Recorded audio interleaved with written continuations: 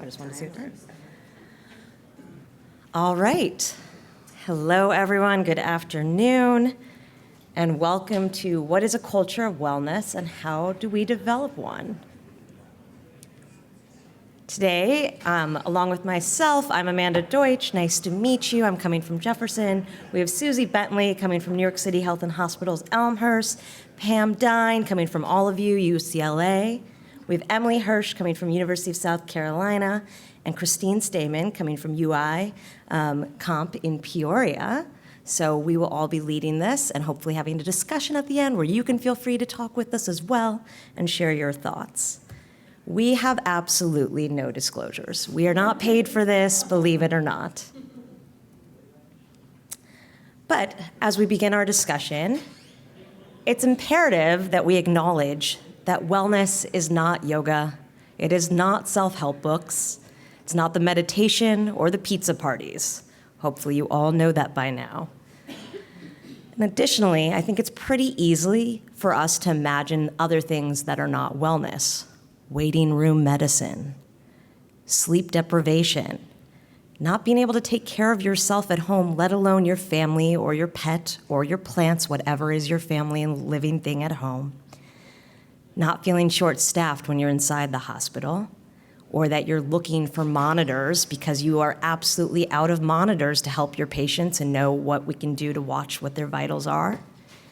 And not being mistreated by colleagues and patients, and not wondering, most importantly, if it's time to leave clinical practice. So I'll open this up to everyone. What is wellness then if it's not those wonderful things I just mentioned? Don't be shy, I definitely know people's names in here. The awkward silence. What comes to mind? Vacation. Good, I love that. Work-life balance. Balance. Getting paid commensurate with your labor. Yes. Getting paid commensurate with what? Commensurate with your labor. Your labor, got it, good. Sleeping? Sleeping, good. What was that? There were, Just not being so hard to do it. yeah, not being hard to take care of patients. Our jobs have gotten so much harder. Finding meaning and purpose. Yes, meaning and purpose. Getting your schedule in advance. Schedules in advance, yes. Safety. Safety's huge, yes. These are all huge, by the way. Leaving a shift feeling like you did the job you signed up to do. Yes, leaving a shift feeling like you did your job that you signed up to do, yes. Awesome, thank you. No one was a plant. I didn't tell anyone about this question. So our understanding of wellness has evolved over the last 2 decades, and believe it or not, it actually has evolved for the better. In the past, which makes sense with this image, we were in the era of distress. Physicians worked regardless of whether they were ill, not feeling well, having a mental health crisis, and few, if any, backup systems were actually in place. If someone called out, they were perceived as weak, and their colleagues actually had to pick up the slack of having to call out. How dare they? And there was a disincentive to attend to one's personal needs. There was an inattention to the impact of the physician's own personal well-being on the quality of care that they actually provide their patients. And institutional needs, whoa, well. So getting back to the era of distress, it was just truly the inattention to our own personal well-being having any implication on patient care as well.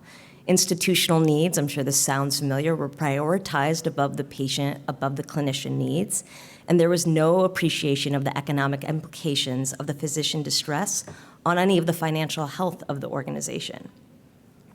But currently, luckily, we are in Wellbeing 1.0, and the stage here is really the knowledge and awareness phase. So you are at a wellness lecture. How awesome is that? There actually are wellness lectures now, and there's national studies out there about wellness.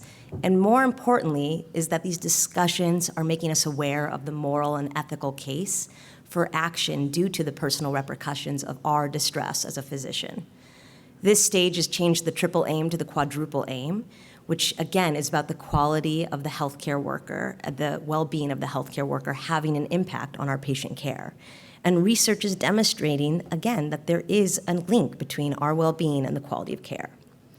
We are working towards well-being 2.0. That is the goal, the future of well-being right now, and that is characterized by actual action and system-based interventions. So not the individual interventions. It's not you going doing something on your own, but that we have systems in place to help address the root causes of our occupational distress. And it's finding partnerships for sustainable change and recognizing that we as physicians are subject to human limitations. We are humans. I just want to make that very clear. We are not super. You might be awesome, but you are not a superhero. And we are just our imperfectly perfect selves, right? That is what we are. Even if we go in and we have to be the doctor that day, we are human. So needless to say, wellness is multifaceted. It's no longer about how the individual can be well, but how we have to work as a group, as a department, as a specialty, and as a system in whichever hospital you are part of to make actionable changes to feel a sense of belonging, autonomy, and confidence to do our jobs and be ourselves. And why we talk about this? As we contemplate all these facets that are involved in it, we must also consider why we care. And we care because we're investing time and energy into this because it's the right thing to do. Hopefully everyone that's in here is aware of that at this point in time and that we can bring that back to our leaderships. Emergency physicians intrinsically have an increased risk of burnout, anxiety, depression, and suicide far more than the general public. And it's just because of our job that we chose to do. And that is compounded by everything else that's going on right now that's affecting the healthcare system today. These in turn, as you could imagine, have devastating consequences to both the individual as job satisfaction, poor home life when you try to deal with these things that you're seeing, poor physical health, loss of physicians to death by suicide. And outside of the costs that the individual physicians pay, that patients and the healthcare system pay a cost too. Burned out physicians make more medical errors. There's actually research that shows that patients feel less cared for as well when we're more burned out. Team communication breaks down, which again leads to more medical errors and poor patient care. Hopefully you're following what I'm saying. Our well-being matters to the patient care. And burned out physicians leave their jobs and medicine more often, leaving behind a burden to the colleagues that you work with, unfortunately. And the system pays for that. It is costly, but it matters more that we are hurt from this and we can't do our jobs or take care of ourselves.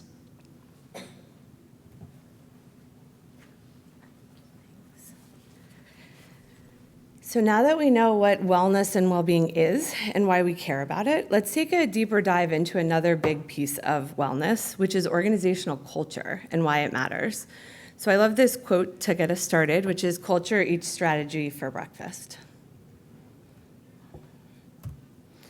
So as we just heard about the evolving models and moving towards well-being 2.0, I think it's really important to reiterate again the change from individual level, individual focused well-being programming to programming that's integrated across the facets of work. So we don't want to underestimate the benefit of individual level programs. Yoga, meditation, resilience building exercises, all have evidence that support them. But I think we all know that that is not actually how we're moving the needle on well-being in healthcare and the culture change that is so overdue in healthcare. So very thankfully, we're evolving to focus much more on infrastructure building as a way to support wellness and really on leadership and frontline partnerships to identify the highest impact opportunities and also to co-design solutions from the frontline with the leadership. So as we discuss burnout, we just heard the previous idea and focus has really always been on the individual, which is a bit like victim shaming, but looking at the physicians, looking at the individuals, right? That's a little bit sometimes in isolation what resilience building can feel like. Why are you not able to fix yourself? Why are you not strong enough to deal with that, right? Which I think we can all agree is bullshit, quite honestly, and is never gonna be enough, right, for where we're going. And also, why is it not enough? Because when we look, there are studies of the most resilient physicians, 30% still have high burnout scores, right? So it's not as easy as, improving your individual resilience. Poof, we've fixed burnout, and everything else just trickles and gets better from there. And perhaps more surprisingly or not, and I'm always curious how this stat lands, because sometimes it does surprise people, but burnout, what this really highlights is how pervasive burnout is. So what this shows is burnout rates across years in practice. And what you see, again, is truly, it's pretty even. So our trainees, our new grads, they're as burnt out as our very seasoned physicians. Now, as I get more towards the other end of this and away from being a new grad, this comes as no surprise to me. But when I do a lot of work in the GME space and we talk a lot about the vulnerability of trainees, it just really emphasizes that burnout is a huge problem and one that we don't have a great handle on, but understanding it is definitely how we get towards fixing it. So with that in mind, I think it's important to really just acknowledge that burnout is across every level, no matter what. So again, the burnout rates are really high. We can't blame the organizations. So, who do we blame? Do we blame the system? Do we blame the individuals? Who really bears the burden, right? Who's on the seesaw? Who is the heaviest burden falling on? And 80%, what would you guess? Is it on us as individuals? Is it on the system? This is an easy one, I hope. If not, then I'm going to blow your mind, but it is on the system. So the ACP did a study that showed that nearly 80% of the causes of physician dissatisfaction and lack of well-being are systems issues. Again, it just highlights that the individuals we all should have control over knowing what wellness means to us, because it is very personal at the individual level, but the real drivers at the end of the day of what's affecting and really leading to most burnout, it's outside of individual level control. It is at the system level. And I have a feeling it probably resonates with many of you as you sit here. You've opted to be here, at this talk. I think that this is the lived experience, sadly, for many of us. And this is why organizational culture, that systems change, that's what's so crucial. And really, that is what is tied to organizational buy-in around staff wellness. That's really, in a meaningful way, applying a staff lens to figure out what the most meaningful, high-impact improvements will be, and then to work with staff to actually come to that impact. So the good news is that supportive organizational cultures, when they do exist, they have a deeply meaningful impact on staff well-being, on burnout rates, on any of the things and the metrics and the buzzwords associated with this that you could care about. And the other really good news is that there are frameworks and strategies, and there is guidance on helping lead towards this organizational change. We're going to go through some of that right now. But really, it starts, again, with advocating for change, for acknowledging the problem, for understanding perhaps how we've got here and having a vision of where we need to go collectively. So it's increasingly being recognized that well-being-focused improvements, again, they need to be at the system level, but they need to be integrated into ongoing existing programming, ongoing existing priorities, not seen as, flavor of the month or the extra or the one-off, right? I'm sure many of you have had things rolled out at your shop where you're like, oh, great, we're all in for this week. Until next week, we're all in on something else, right? And I think many of us have lived through, and it builds some cynicism, right, about how are we going to be the culture change that we're all fighting for. So how? That's by integration. So the steps in organizational culture change towards a culture of wellness obviously involve organizational leadership, but they really involve all levels of leadership. And really crucially, they involve direct collaboration with the front line, right? All of us on the front line, we are earning the insights, we are earning the ideas, right? Through all of the things that were highlighted as things that are the opposite of wellness. And really, that's where I think a lot of the knowledge comes from. So culture by department, also incredibly, incredibly important. But again, organizational culture, that's really what's setting the stage on what to expect. That's setting the stage on what the culture is at a higher level. And also potentially it's limiting what's possible, because no matter how amazing the motivation is and the buy-in is, without having it from the top, it's gonna be an uphill battle. So the American Hospital Association identified key steps in building an organizational well-being program, the link to which you have in the resource list, and we're gonna go through those steps. So, support from the highest levels of leadership. And again, probably feels fairly obvious, but this is really, again, buy-in from the top leadership, but also buy-in with paid champion leaders. And this is really important. So putting your money where your mouth is, both for the optics as well as for the commitment and for the sustainability. I completely got involved in this as a volunteer because of my own burnout. I started our peer support program. It was like completely uncompensated, very worthwhile work, but a lot of people in this realm are still volunteers. It's still one more hat on top of the other 40 hats, right? Is that sustainable?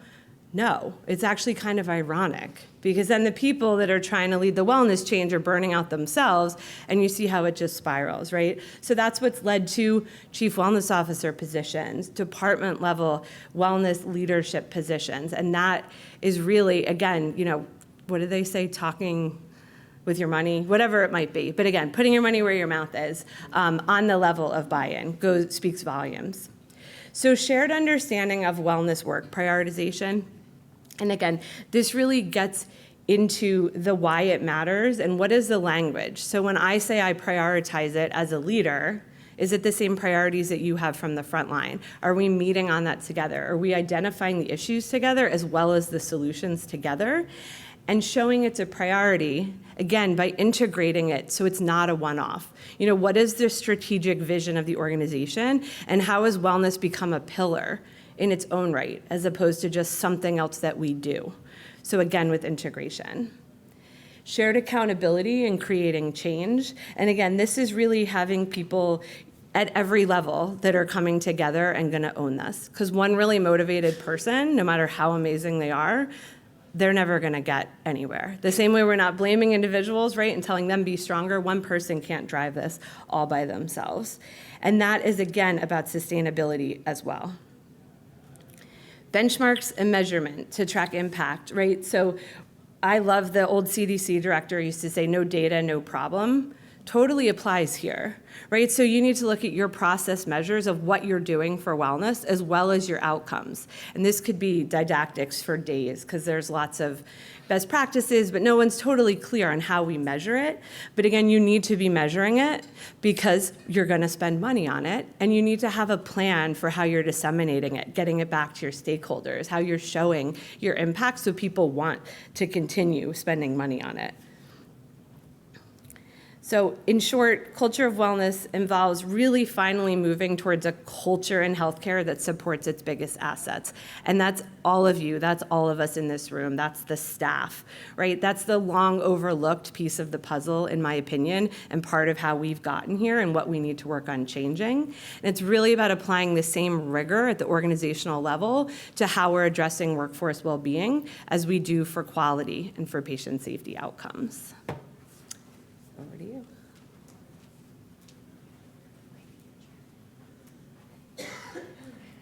All right. Hey, everybody. I'm Emily Hirsch from the University of South Carolina, and I'm going to be kind of reiterating a little bit of what was already talked about, but transitioning us into the next part. After me, we're going to start talking about frameworks. But for right now, I'm actually going to be talking a little bit about what do we really mean when we say a culture of wellness. We've talked about the fact that we think it's important, but what actually is it? Because if you look it up online, it gets a little bit frustrating pretty quickly. So if I look up culture of wellness online, I see a lot of information out there. They talk about promoting overall individual physical, emotional, social, and mental well-being, and that's all great. They talk about encouraging individuals to adopt a healthy lifestyle, let's say, or seek support if they need to, let's say, or actively engage in activities that can kind of individually bolster their own sense of resilience and well-being. They often kind of talk about adding plans, adding resources of one kind or another, right? a weight management program or smoking cessation or a healthy food initiative of some sort, or maybe flexible working hours or various and assorted other things. And it's great that they're wanting to add resources and instill this culture of wellness. The problem is that most of those things don't talk about any of the stuff that you guys said at the beginning of this session, right? You said we need to talk about scheduling, and you said we need to talk about vacation, and you said we need to talk about sleep, and you said we need to talk about uncompensated labor, right? You talked about all of these things, and when I look all this stuff up online about what you do to instill a culture of wellness, none of it talks about any of that, right? So they're adding resources, but they don't actually minimize any of the demands that we see every day. And so what happens, again, we've seen this slide already before, is we're languishing under the weight of all that we do, right? And when we go and we say that we're languishing under the weight of what all we're doing, people say, but we've got all these great resources. We've got this culture of wellness, right? We're amazing. And we feel like we're being blamed for not thriving in this culture of wellness. Well, I would argue it's because their culture of wellness does not hit the bullseye of what we need, right? We don't need an organization that talks wellness. We need an organization that actually supports our wellness. And we went round and round in this group about what do we mean between the difference of a culture of wellness and a culture that actually supports our wellness. But that's what we're going to be talking about now. So what might that look like? Well, in my opinion, our opinion, we think it looks like an organization that really understands that the work itself is what's detrimental to our wellness, right? That the rigors of the job itself are what actively impairs our well-being in one way or another. And so it actively seeks to minimize or restore or reverse that harm. And what that means is that they actually have to be talking to us, right? So the people who are working on these programs really need to sit down with the people who are working within their healthcare systems, and especially us as physicians and emergency physicians, and really find out what are the unique stressors and challenges of our job so that we make sure that those are being looked at to try to be reversed or minimized in some way.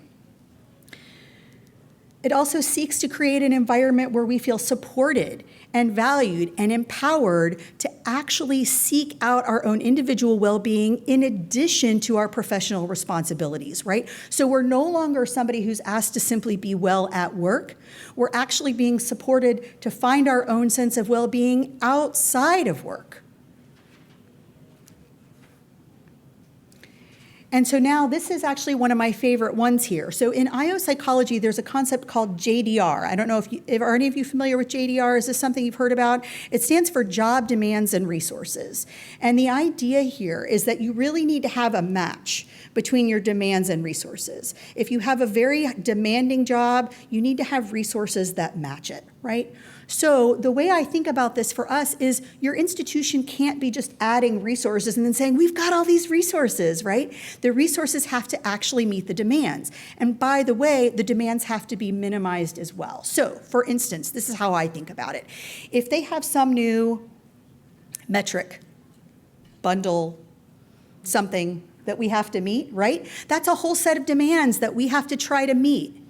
So it would be great if somebody were saying, wow, we're going to be asking these people to meet all of these demands. What can we do to make it as painless as possible, right? And what can we take away while we're adding this so that we're minimizing or stabilizing the demands to the extent possible so that we don't suddenly have this big mismatch between our demands and our resources. And also, for those of us who work in emergency medicine, we have a very psychosocially demanding job, right? We take care of patients who are dying and families who are vulnerable and patients who are poor and people who don't speak English. And we're doing this all in this melee all of the time. It's really emotionally challenging. And so it's great if they want to have a resource of, let's say, I don't know, EAP, that's wonderful. Have the resource, great. But how do we use it? How do we use it in the moment? Are we able to actually call EAP on call to do a sudden debriefing if we've had a bad outcome in the emergency department? Are we able to call and get a same-day visit? Is it able to be low cost as part of a benefit of our employment? Do we have opt-out sessions with them so that maybe it's kind of a part of our job that we're given time to actually go and talk to someone about the rigors of our job. There are a variety of ways to do this, but the idea here is to match your demands and your resources both in terms of amount and to align them in terms of what they are expected to do. Does that make sense? Okay, good. And the final thought here is that the idea is that we want to make the work itself feel sustainable, right? We don't want you just to talk about wellness kind of as a theoretical construct. We want it actually to be such that you like this job, want to come and work at this facility for 25 or 30 or 35 years and then retire, right? We don't want you to burn out and feel like you can't do this job anymore. So how do we make this job sustainable over the long term? And the other part of this, I will say, is that, the needs of that are going to be a little bit different for everyone, right? So, transparency. I'm single, I don't have children. The needs for me are going to be a lot different than somebody who is married with 2 young children and their spouse is also an emergency physician, right? They're going to have very different needs. So the truth is we have to really kind of consider the fact that what's going to make the work sustainable for me will look different than it might look for someone else. And that's okay. We need to actually talk to individuals and try to make something that's sustainable to the extent possible for each of our individuals. That being said, we also have to recognize that if we make, let's say, a schedule that works for one physician, we have to acknowledge that it's going to affect everyone else in our department. So we can't just meet the squeaky wheels. We have to give everybody the grease equally, right? So we have to kind of be looking out for everyone and making sure that in the process of accommodating a few people that we're not neglecting the silent but also needy other members of our department. So this is all really important. This involves us talking about scheduling and vacation time and making sure that we kind of think about how we create boundaries around work and non-work and how we think about dealing with administrative burdens. But all of these things are fair game to talk about in the idea of creating a culture of sustainability, a culture of wellness that supports us over the long term. And that's it. I'll hand it over to Pam. Thanks. Okay, so, hi, I'm Pam Dine from All of You. So just everybody pause, take a deep breath. How is this sort of feeling to you? It's a bit of a mindset shift, right? We're not just talking about pizza parties and donuts for physician appreciation. We're talking about a whole, culture shift. And so just lean into that. And, if you're thinking about, as I figure out how to advance the slides, there we go. If you're thinking about, how do I want to go about doing this? You might want to have some, there's some scaffolding that you can build a program around, build onto, and that scaffolding can be one of the many frameworks that are published already on this subject. So I'm going to go through some of those frameworks now, and introduce you to some of that stuff. So the first one I want to show you is this is a very famous diagram called the Stanford Model of Professional Fulfillment. And those of us in the well-being leadership space kind of prefer the term professional fulfillment to the sort of more nebulous concept of wellness or well-being. And professional fulfillment is actually a construct that incorporates meaning, purpose, and satisfaction in work, as well as a sense of self-worth and self-efficacy. So that's why we really like that terminology. And what this slide demonstrates is that this sense of professional fulfillment is made up of 3 main, slices of pizza, if you will, pieces of the donut or whatever. So the first one is personal resilience, and that's the stuff that we've traditionally alluded to ways of building your own personal resilience. But that's a third. That's really at most a third of it. And there's a lot of other self-care stuff, but there's a lot of other things on there that go into the personal resilience. Next is the culture of well-being, and that really has actually a lot more to do with leadership in terms of their values alignment with the frontline staff, and how is that actually operationalized and communicated, et cetera. And the third piece is referred to as efficiency of practice. And this is really what it's like to actually do your job, right? All the clunky parts, all the things that make it feel like we're spinning our wheels, and the things that increase our cognitive load and really detract from the feeling of self-efficacy, right? So there's a lot that goes into that as well. So that's the Stanford model of professional fulfillment. The next thing I want to introduce you to is this driver's diagram. So this is a diagram that was published by Shanafelt and Noseworthy several years ago, and these are real luminaries in the field of organizational well-being for physicians. And so the concept is where the individual lies in this continuum between burnout, as it's defined there on the left side of the slide, or a sense of real engagement in their work, is dependent on those 9 things that are in those 9 drivers, right? So right there in the middle is meaning in work, right? That's where I personally think that's where it should be. This is why are we emergency physicians working in this particular hospital, taking care of these patients in this environment, et cetera. That's keeping that front and center is most, I think, important, and hence it's in the middle. And then all of the other, surrounding that idealism is all these other sort of more structure and function things that go into it. So, that's optimizing autonomy, belonging, and the ability to actually do your job, right? So that driver diagram is, I think, really useful as you're looking at what you can control, right, in your endeavors. Next is this in 2022, the U.S. Surgeon General published this model for workplace mental health and well-being. And while it's a little more confusing to look at than the driver diagram I just showed you, it's actually pretty similar. But which is good. There's synergy, right, in all these models. But it also notes that meaning in work and connection and belonging and autonomy are really important.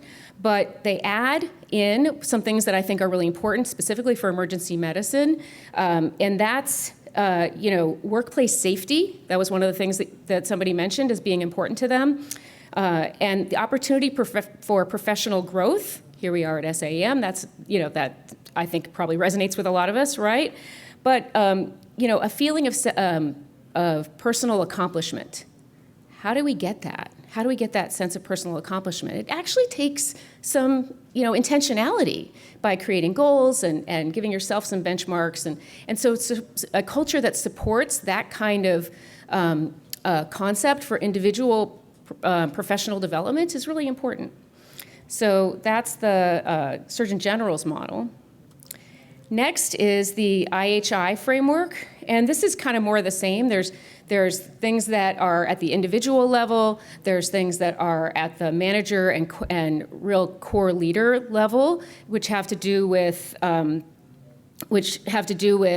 building camaraderie and teamwork and being able to set that up, right? And then there's things that are in the purview of the more senior hospital leadership, which are around things that everybody has to do. So that actually has to do with training that supports safety, as well as peer support and critical incident debriefing and those kinds of things. That comes there.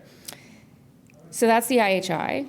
And then lastly, actually, is a brand new thing that came out of the ACEP's well-being section, and it's called the Well Workplace Policy Statement. And this is just approved by the ACEP board, and I don't think it's actually been published yet, but it's so good that it actually is exactly what we've been talking about.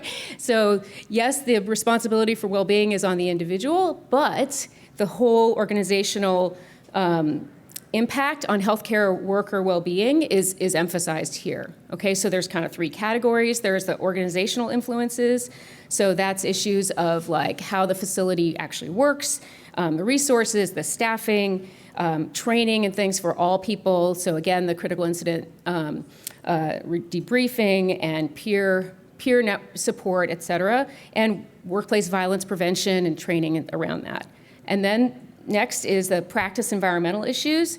So this is how the ED works in terms of structure and function. So this is a lot of the efficiency of practice stuff that I was referring to, before. So nursing, staffing, boarding, supervision of APPs that, depending on how that works. Is there a committee that's actually dedicated to looking at well-being and et cetera. And is there actually support for admin tasks? Right, that's big, right? And then the third column is the culture. And so, how is it like, what is it actually like to work in the shift? And do people work together? Is there teamwork? Is there camaraderie? Is there a sense of, what's the sign-out culture? How's the schedule made? Who makes the schedule, and does it make sense? And do people have choice in the matter? That kind of things. So, and then also things like, is there transparency around reimbursement or around payment, et cetera? So that is the end of my section. So I'm going to turn it over to Christine.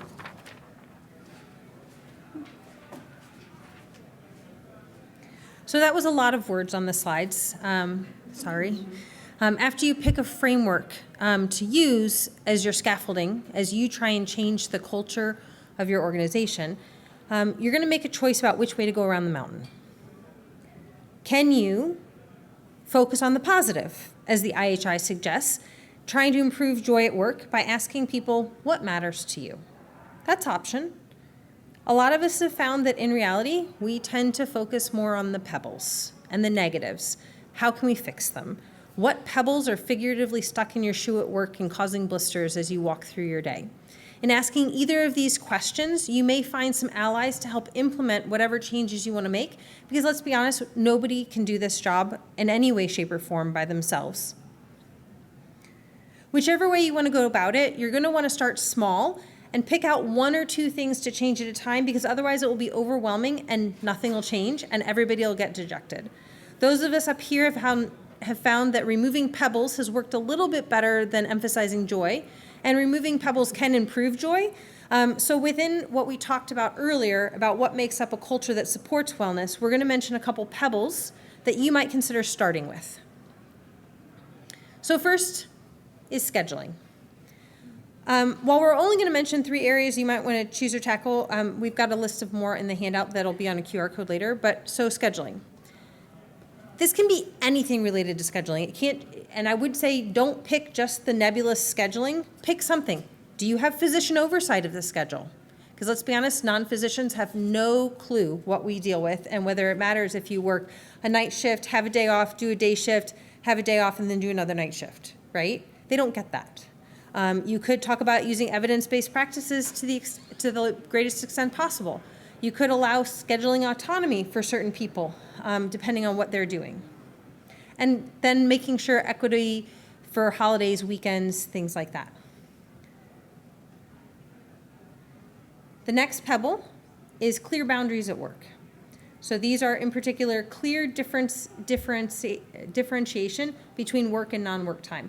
One of the things that drives me crazy is if I'm on a day off, or in particular, we actually have PTO. If I'm on PTO and the scheduler knows it, they should not be calling or texting me individually to ask if I can work a shift, because I'm not at work, and that helps just completely get rid of that boundary. It makes it very difficult. And the last boundary we're going to mention is functional workspaces. How many here can look at their workspace and say, this is not functional? It's actually detrimental to my physical health. Weirdly enough, you may find out our PT department will come down and do an ergonomic assessment of our workspace.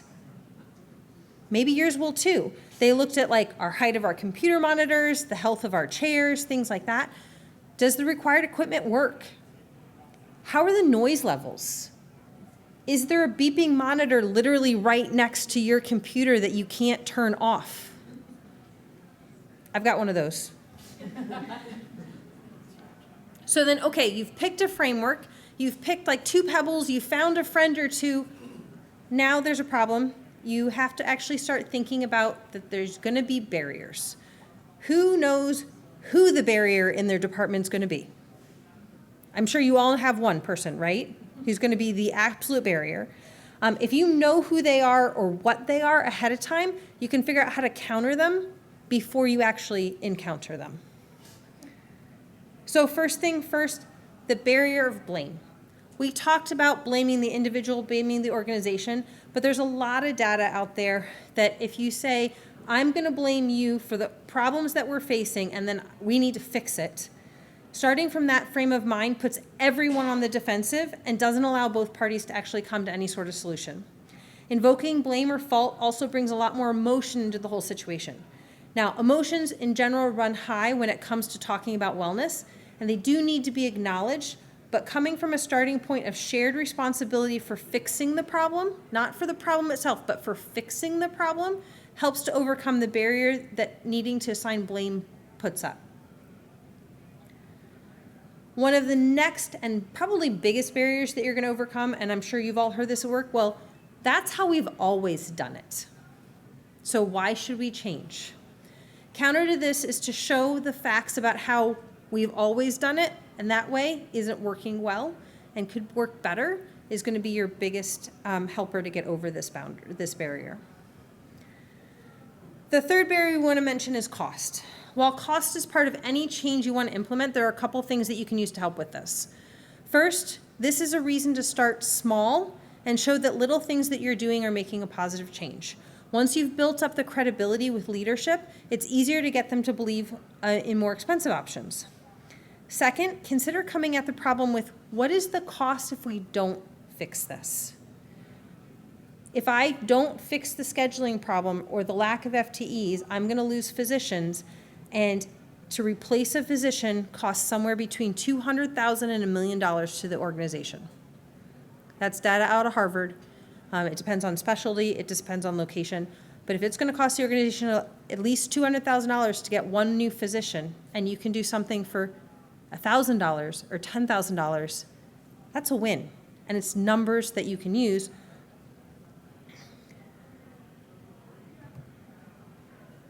And then the other thing is, it's just too much, so you shouldn't do it. It's one reason why we say to start small, because how do you eat an elephant? One bite at a time, right? And all those bites add up to eating a whole elephant. So if you do a little small thing and then another little small thing and another little small thing, eventually you've actually changed the whole appearance of the whole organization. And finally, the last thing is data. The problem is we can't actually prove that we're doing anything unless we do something, right? We have a lot of data out there from other places though. So doing a literature search as you're trying to figure out what you want to do, reaching out to your colleagues both in this room, in the front of this room, or other people to find out what they've done and what's worked is a great way to get that data to bring to your department. So you've got pebbles, you've got a framework, you've got barriers that you figured out how to overcome. So the last thing you have to do is implement and then evaluate, because you might make changes and sometimes the changes you make actually don't help. They might even make it worse, but you can't know until you figure it out and try it, right? So in summary, you want to think about not a culture of wellness, but a culture that supports wellness.